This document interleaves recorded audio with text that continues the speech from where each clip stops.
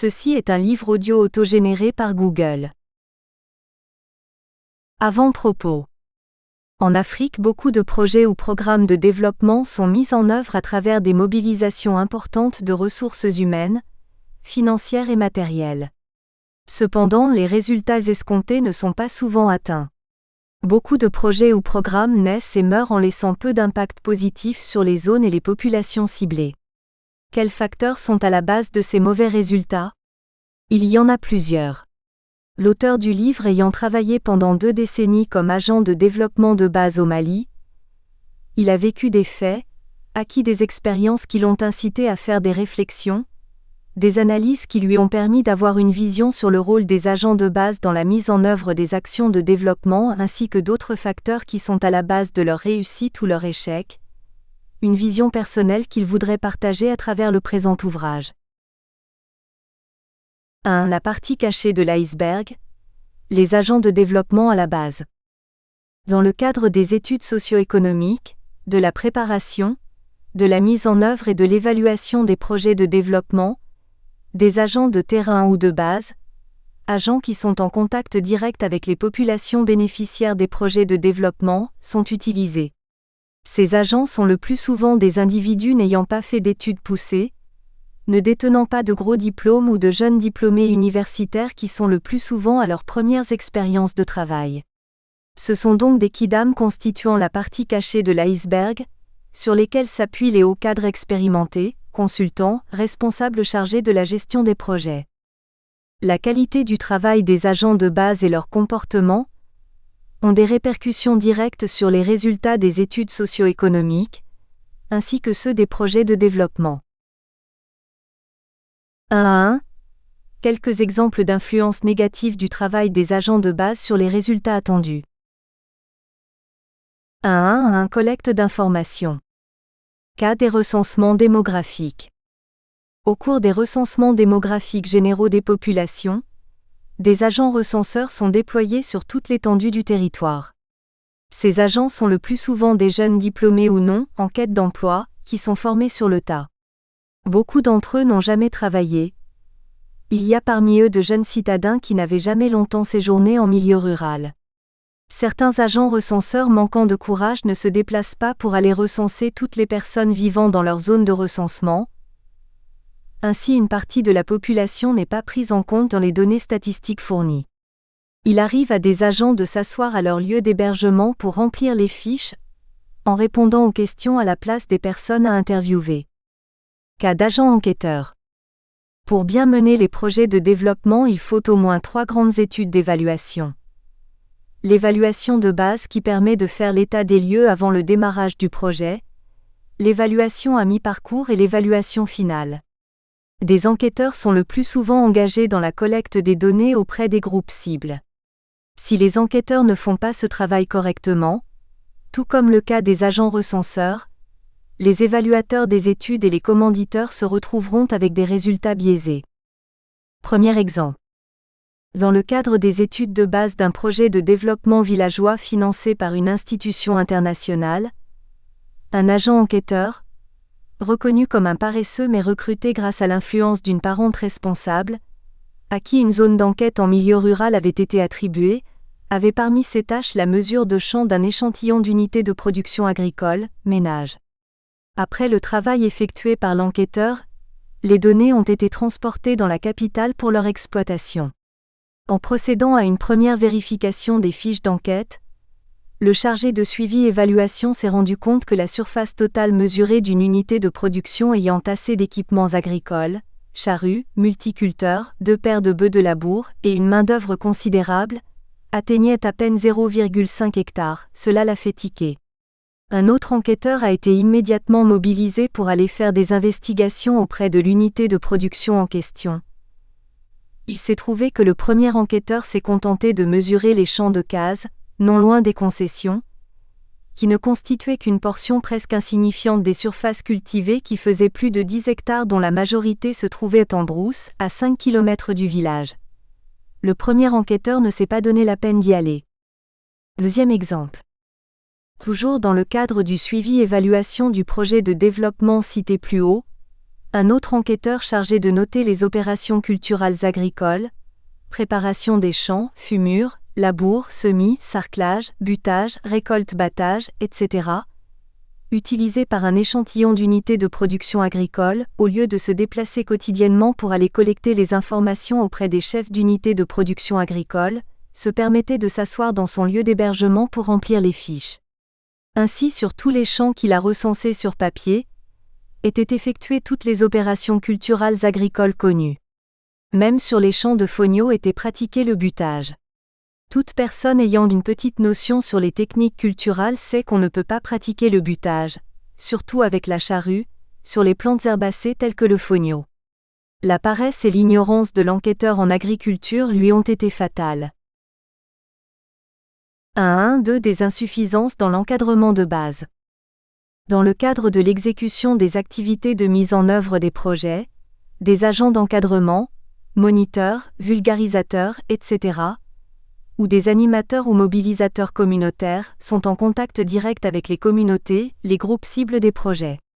S'il leur manque du courage, de la persévérance, du savoir-être et du savoir-faire, les objectifs des projets sont difficilement atteints. Problème autour de la construction d'un centre d'alphabétisation.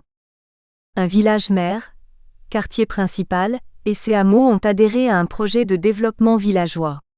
Dans le cadre des activités du projet, un centre d'alphabétisation des adultes a été construit dans le village mère, avec la contribution financière des hameaux. Les séances d'alphabétisation étant nocturnes, les auditeurs potentiels des hameaux avaient de la peine à se déplacer la nuit pour venir les suivre. Seuls ceux du village mère ont fréquenté un moment le centre, mais ils n'ont pas été persévérants, le centre a fini par être fermé. Il s'est trouvé que le hameau le plus important, situé à 3 km du village mère, avait commencé à avoir un essor démographique et économique qui avait créé une certaine jalousie chez certains habitants du village mère. Ce hameau a décidé d'ouvrir son propre centre d'alphabétisation en son sein.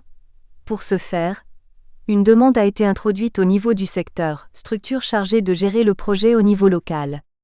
Certains jeunes du village mère, ayant appris cela, l'ont pris pour un affront. Ils ont pensé qu'avec ce centre les habitants du hameau voulaient engager une rivalité directe avec ceux du village mère. Ils ont donc décidé d'empêcher la réalisation du projet en question, en allant évoquer au niveau du secteur le risque d'un grand conflit draconien avec perte en vie humaine si ce centre était ouvert. Le chef secteur et certains de ses agents de base, vulgarisateurs agricoles, superviseurs de centres d'alphabétisation, agents de gestion, ont paniqué sans chercher à comprendre le problème et ont bloqué la demande qui devait aller à la direction du projet.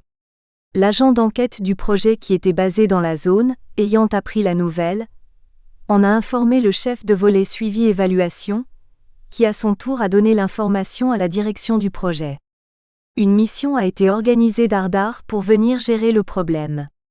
Quand cette mission est arrivée au village, elle s'est rendue compte que le conseil de village et le comité de gestion villageois du projet ne sont pas du tout opposés à ce projet d'ouverture de centre d'alphabétisation dans le hameau. Sur le champ, ils ont donné leur accord pour le déblocage des fonds communs nécessaires à la réalisation du centre. Le centre a effectivement vu le jour et a bien fonctionné sans le moindre conflit entre la population du village mère et celle du hameau. N'eût été la vigilance de l'agent enquêteur, une partie de la population allait être privée d'un moyen de développement important. Les autres agents de base n'ont pas eu assez de perspicacité pour comprendre que dans cette zone habitée essentiellement par des agriculteurs bambaras, seuls les champs de culture et les femmes pouvaient être à l'origine de conflits graves souvent ensanglantés. Fermeture d'une boutique villageoise. Dans un village du même projet, il y a eu la mise en place d'une boutique villageoise grâce aux ristournes de commercialisation, avec l'appui du projet.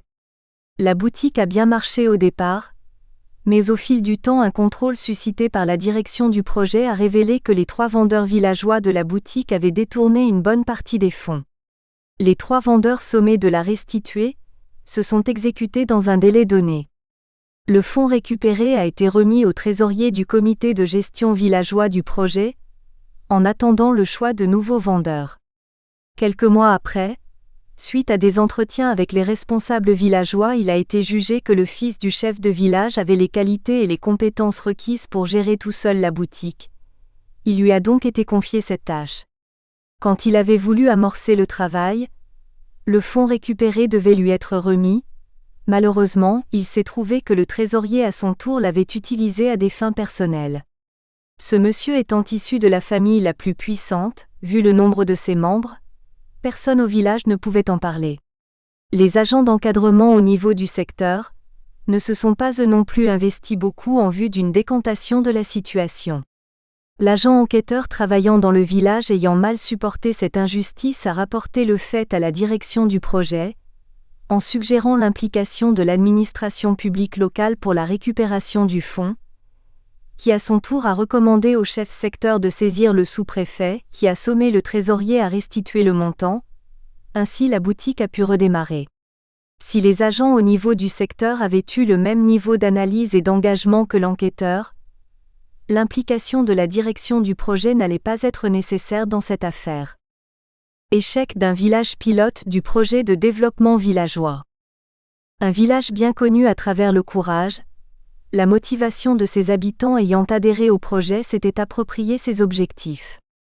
Ainsi le village avait fait des avancées remarquables dans tous les volets pris en compte dans la mise en œuvre du projet. Vulgarisation agricole, adoption de nouvelles cultures et de techniques agricoles, santé humaine, santé animale, commercialisation, réalisation de banques céréalières, réhabilitation de pistes rurales, alphabétisation, etc. L'une des qualités du village était la force, la cohésion au sein de l'association des jeunes du village. Toute la jeunesse était mobilisée comme un seul homme autour de la commercialisation-stockage collectif des céréales, à partir d'un crédit contracté à la banque avec l'appui du projet. Les jeunes du village faisaient l'achat du mil sorgho, au moment des récoltes où les prix sont bas. Dans le village et dans des marchés des localités proches, le stock était gardé quelques mois et revendu à l'office des produits agricoles ou à des commerçants à des prix rémunérateurs. Les jeunes du village, tout en manipulant l'argent collectif, se gardaient de l'utiliser à des fins personnelles. Ils pouvaient passer de longues heures à faire des achats dans les marchés hebdomadaires, le ventre vide en se contentant de leur tout, repas traditionnel quotidien peu appétissant.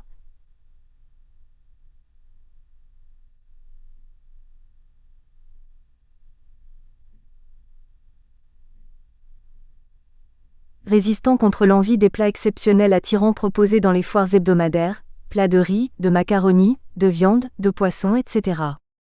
De même, il s'adonnait sans réserve à la culture de champs collectifs dont la récolte servait de banque de céréales, un stock collectif de céréales gardé au village, distribué entre les familles nécessiteuses en cas de pénurie alimentaire, qui restitue les quantités reçues plus quelques kilos de plus, quand la prochaine récolte est bonne. Le stock est ainsi reconstitué et non utilisé jusqu'à une autre période difficile. 2 jeunes déscolarisés du village servaient d'hygiénistes secouristes en santé humaine et animale, et d'animateurs en alphabétisation. Ils s'adonnaient correctement à leur travail sans bénéficier de motivation, monétaire ou matérielle. Le village n'ayant pas d'école, la population était analphabète à près de 100%. Les 2 hygiénistes secouristes étaient les seuls anciens élèves ayant atteint le niveau 7e, 7 ans de scolarité au premier cycle de l'enseignement fondamental. L'ouverture d'un centre d'alphabétisation des adultes par le projet a été très bien accueillie par la communauté. En plus des adultes, les jeunes filles et garçons avaient une réelle volonté d'apprendre de jour comme de nuit. On les voyait avec des livrets d'alphabétisation, même dans les champs de labour ou dans les pâturages où ils conduisent le bétail. Dès qu'ils avaient un petit instant de repos, ils en profitaient pour réviser leurs cours d'alphabétisation. Bref, le village s'était vraiment engagé dans une véritable voie de développement holistique. La direction du projet en était consciente, ce qui faisait qu'elle considérait le village comme un cas de succès. La réussite du village n'a pas fait long feu à cause de certains facteurs, nous en citons ici quelques-uns. La commercialisation des céréales a procuré au village des sommes colossales. À travers les ristournes, aucune autre activité collective n'avait auparavant permis d'engendrer un tel montant. La direction du projet a imposé le dépôt de la totalité du montant en compte d'épargne à la banque, dans la capitale régionale assez loin du village, pour en assurer la sécurité et la fructification dans l'avenir. Bien que l'argent a été placé dans un compte ouvert par des membres du comité de gestion villageois du projet, avec un carnet d'épargne contenant leurs photos, empreintes et adresses au nom de la communauté. La somme n'étant pas directement à leur portée, les villageois se demandaient si réellement c'était leur propriété. Le comité de gestion villageois du projet, en concertation avec le conseil de village, a fait une demande de retrait de fonds pour l'achat d'un bœuf pour le sacrifice annuel que le village avait coutume d'organiser. Cette demande ayant été jugée non conforme avec l'objectif de développement par la direction du projet, a été rejetée. Cela a été une preuve dans la tête des villageois que le fonds ne leur appartient pas. Une autre préoccupation pour eux était l'organisation de fêtes collectives dans le village. Traditionnellement, après les travaux effectués par l'association des jeunes du village, ayant généré des ressources financières, des manifestations culturelles sont organisées. Mais dans le cas présent, cela non plus n'a pas été possible. La frustration avait donc gagné le cœur des villageois, jeunes et vieux. Les 2 jeunes déscolarisés du village, qui étaient à la fois hygiénistes, secouristes et animateurs d'alphabétisation, devaient rester au village pendant la saison sèche, près de 6 mois, et souvent pendant l'hivernage, à travailler bénévolement pour l'intérêt collectif.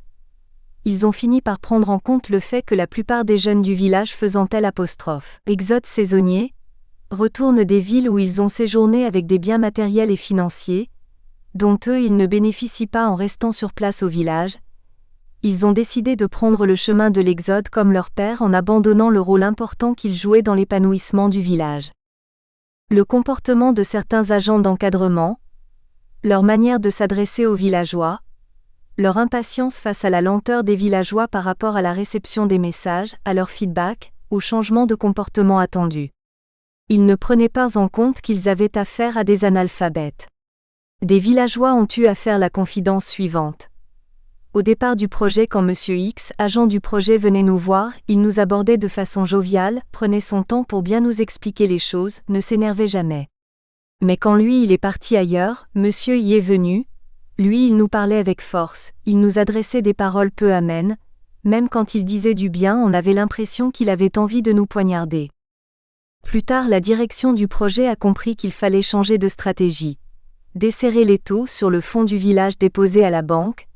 C'est ainsi qu'une partie de ce fonds a été investie dans la mise en place d'une boutique villageoise, la constitution d'une boîte pharmaceutique collective, ainsi que dans la motivation des hygiénistes, secouristes, animateurs. Nous espérons que vous avez apprécié cet aperçu. Pour continuer à écouter ce livre audio sur Google Play Livres, utilisez le lien dans la description de la vidéo.